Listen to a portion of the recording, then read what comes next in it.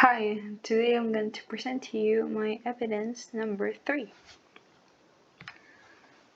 So let's start with globalization.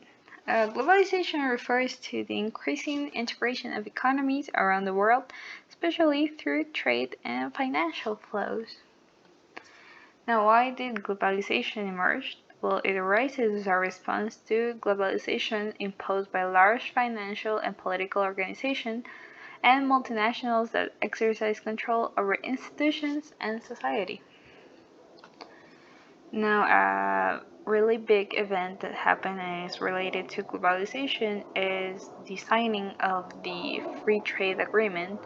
So, in 1994, the NAFTA agreement, as it is known, emerged, signed by Canada, the United States, and Mexico, where the free transit of goods and services and the elimination of tariffs between neighboring countries were agreed. Terrorism. Terrorism is domination through terror, the control that is sought from violent acts whose purpose is to instill fear. Terrorism therefore seeks to coerce and pressure governments or society in general to impose their claims and proclamations. In most cases, what caused the terrorist attacks?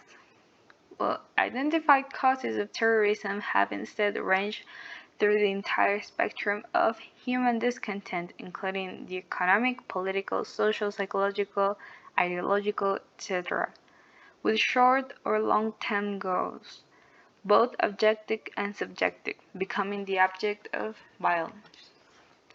Now, an event that happened is the 9/11. So on September 11 2001, 19 militants with the Islamic extremist group Qaeda hijacked 4 planes and carried out suicide attacks against targets in the United States. 2 of the planes were flown into the Twin Towers of the World Trade Center in New York City. A third plane hit the Pentagon in Arlington, Virginia, just outside Washington, D.C. And the fourth plane crashed in the field of Shanksville, Pennsylvania. Almost 3,000 people were killed during the 9/11 terrorist attacks, which triggered major U.S. initiatives to combat terrorism and define the presidency of George Bush. Now, a unipolar world.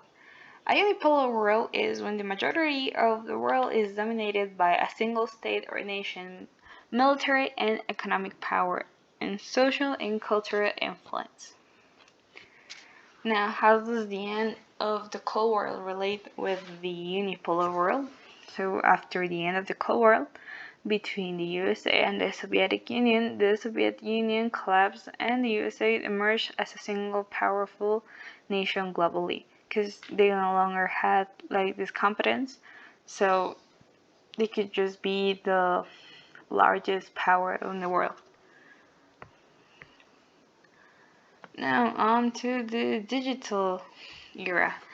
This refers to the current era that offers a virtual space known as the Internet. This space is characterized by the speed of communication that has transformed the social environment in which we live, even our way of interacting. Now, how's the digital era influence today's society? So even if you are in some part of the world, digital technology allows you to connect with friends, family, and work remotely. You can communicate using words, audio, video, and other media. Software, websites, apps have all been developed to assist users in socializing. Well, also, commerce has been revolved by the digital era because, like, you can buy from any part of the world online. You do not longer have to go outside to buy. If you don't want to, you can work from home. You can practically do anything you want from your home just through the internet. So yeah. Now, one of a big event that happened related to the digital era is the launch of the smartphone. So in June 2007, Steve Jobs announced the sale of the iPhone.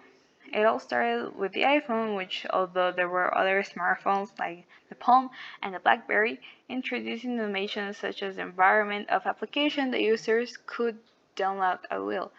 So this smartphone was like a really big deal because, well, now we do everything with them, and they have been like such a big help in our society and everything we do in our everyday lives.